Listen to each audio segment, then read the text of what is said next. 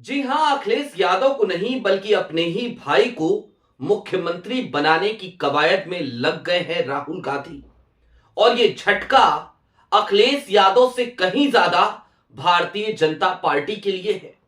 कांग्रेस ने उत्तर प्रदेश में अपने रिवाइवल की तरफ कदम बढ़ाने की शुरुआत कर दी है और उसी का एक चरण यह भी है कि अब गांधी परिवार एक साथ हो जाएगा। वो कौन सा दिन होगा जब गांधी परिवार एक साथ हो जाएगा? और ये अटकलें तो बहुत दिनों से लग रही हैं। फिर भला इतनी देरी इसमें क्यों हो रही है?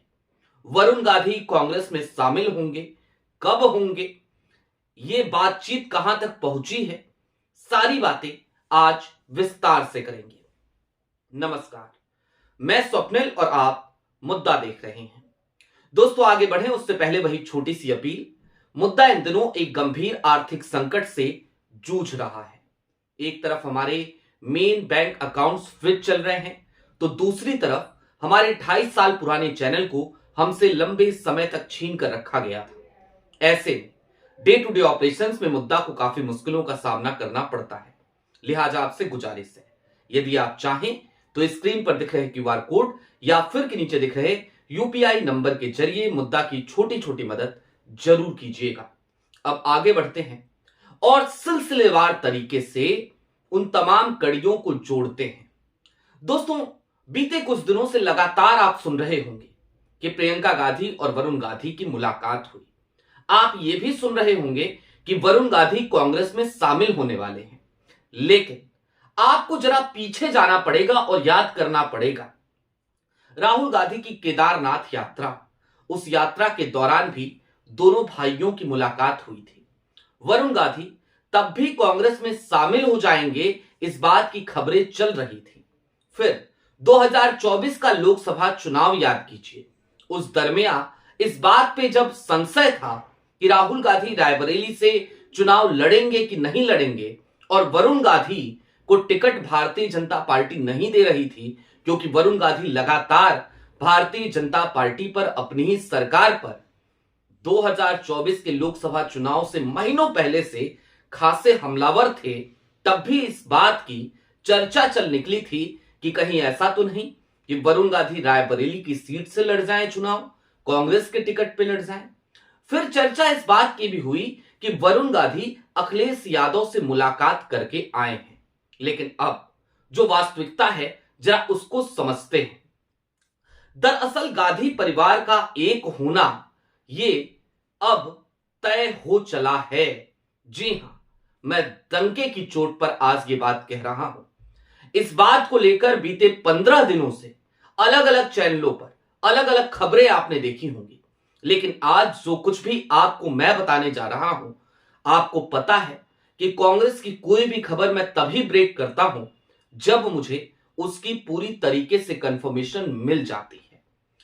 वरुण गांधी कांग्रेस में शामिल होंगे, ये तय है। मेनका गांधी की तरफ से भी ग्रीन सिग्नल मिल चुका है। मेनका गांधी भी भारतीय जनता पार्टी के कार्यक्रमों से आज की तारीख में दूरी बनाते हुए नजर आ रही हैं। और हालिया दिनों का एक घटनाक्रम अगर आपको और याद दिलाऊं तो आपको समझ आएगा।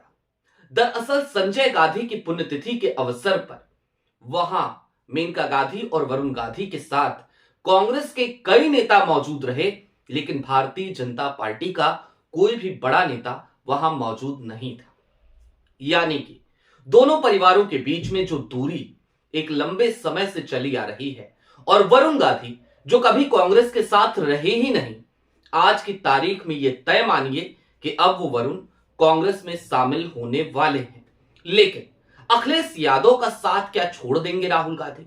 यह भी एक बड़ा सवाल है। और सबसे पहले जरूरत इस चीज की है कि जरा इस सवाल को डिकोड किया जाए, उसके बाद चलेंगे भारतीय जनता पार्टी को लगने वाले 440 वोट के झटके की तरफ। दरअसल अखिलेश यादव की पार्टी यानी कि समाजवादी पार्टी और भारतीय राष्ट्रीय कांग्रेस, आज की तारीख में दोनों के बीच में बड़ी तल्खी चल रही है। दोनों तरफ से तलवारें खींच रही हैं। और आलम तो यह हो चला है कि अखिलेश यादव की पार्टी, ऐसा लग रहा है जैसे कांग्रेस को विधानसभा चुनाव में भीख देना चाहती है। वही 40 सीटों की अटकलें चल रही हैं। 40 से ऊपर समाजवादी पार्टी कांग्रेस को नहीं देगी, इस बात का दावा तमाम बड़े नेता करने लगे हैं। और अखिलेश भी कुल मिलाकर आज की तारीख में कांग्रेस के साथ बहुत ज्यादा सीटें शेयर नहीं करना चाहते। जबकि दूसरी तरफ भारतीय राष्ट्रीय कांग्रेस है, राहुल गांधी हैं, वो क्या चाहते हैं?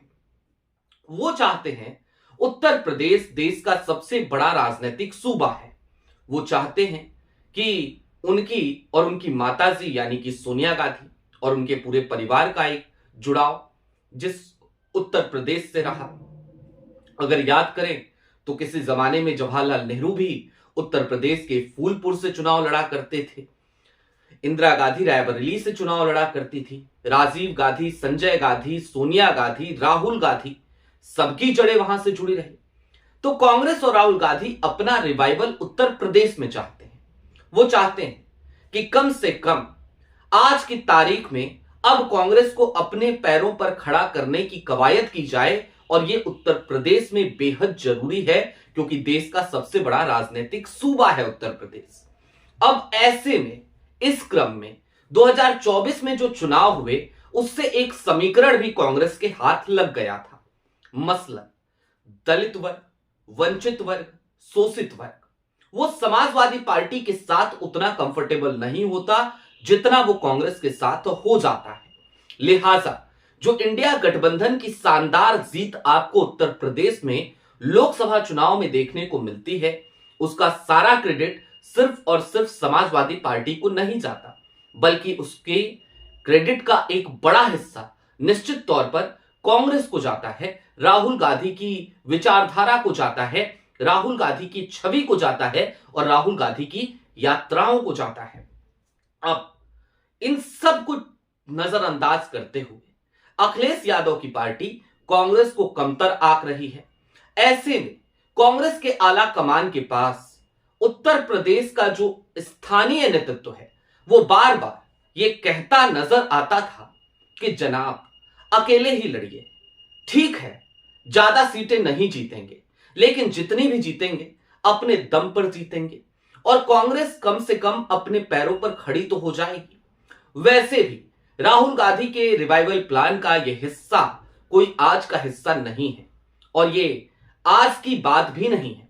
राहुल गांधी जब राजनीति में आए थे 2004 में, तो 2004 से लेके 2009 की सरकार के बाद, यूपीए की सरकार के बाद 2009 में राहुल गांधी गठबंधन की राजनीति को धता बताते हुए, किनारे करते हुए वो चाहते तो यही थे कि कम से कम कांग्रेस को अब अपने पैरों पर खड़ा किया जाए, यानी कि एकला चलो रे के सिद्धांत को अपनाया जाए। वरुण गांधी को आज की तारीख में कांग्रेस में शामिल करना दरअसल राहुल गांधी के उसी रिवाइवल प्लान का अब एक हिस्सा बन चला है। और ऐसा क्या हो गया है कि वरुण गांधी को लेना बेहद जरूरी है इस समय कांग्रेस में? तो उसके पीछे दो कारण हैं।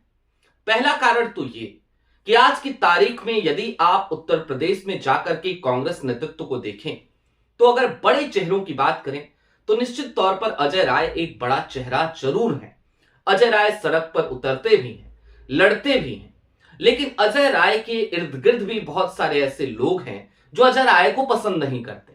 अजय राय भी, उनकी स्थिति भी ठीक वैसे ही है जैसे आपके और हमारे मुंह में हमारे जीभ की होती है, चारों तरफ से दांतों से घिरी हुई जीभ। ऐसे में वरुण गांधी, कुछ लोग कहेंगे पैरासूट हैं क्या, पैरासूट कैंडिडेचर होगा क्या?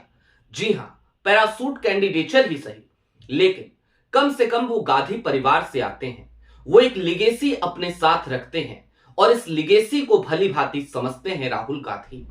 दरअसल वरुण गांधी की फाइल अटकी भी तो राहुल गांधी की मेज पर ही जाकर थी।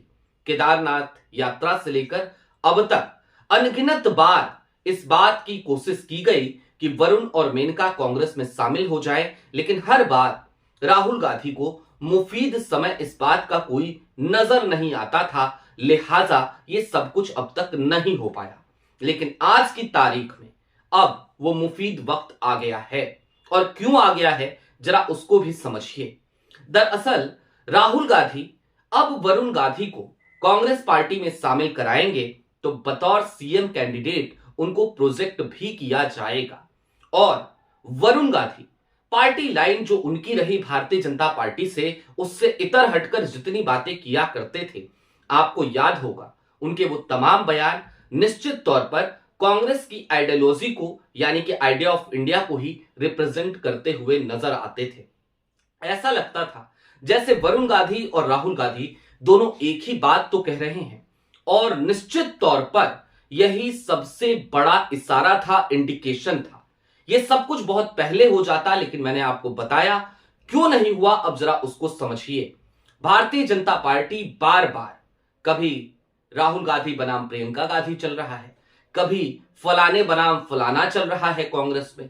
इस तरीके की अफवाहें लगातार उड़ाती है, उड़वाती है, और इसमें उसका साथ देश की मेन स्ट्रीम मीडिया, जिसे आप पॉमेरियन कहते हैं या गोदी मीडिया कहते हैं, वो भी देती है। ऐसे में राहुल गांधी एक नया महाज नहीं खुलवाना चाहते थे कि वरुण गांधी बनाम राहुल गांधी बनाम प्रियंका गांधी हो जाए। लिहाजा राहुल गांधी बार बार वरुण गांधी की कांग्रेस ज्वाइनिंग को टालते रहे। लेकिन अब 2027 का चुनाव सामने है, और इस साल भी यानी 2026 में भी तमाम ऐसे चुनाव हैं जिनमें सबसे ज्यादा अहम दो चुनाव आज की तारीख में कांग्रेस के लिए है। एक चुनाव है असम का और दूसरा है केरल का, और इन सब के दरमियान उत्तर प्रदेश के चुनाव की रणनीति भी कांग्रेस बनाने में जुट पड़ी है, और उस रणनीति का एक बड़ा हिस्सा गांधी परिवार को एक करने का है। गांधी परिवार एक होगा तो भारतीय जनता पार्टी के लिए ये 440 वोट का झटका ही तो है।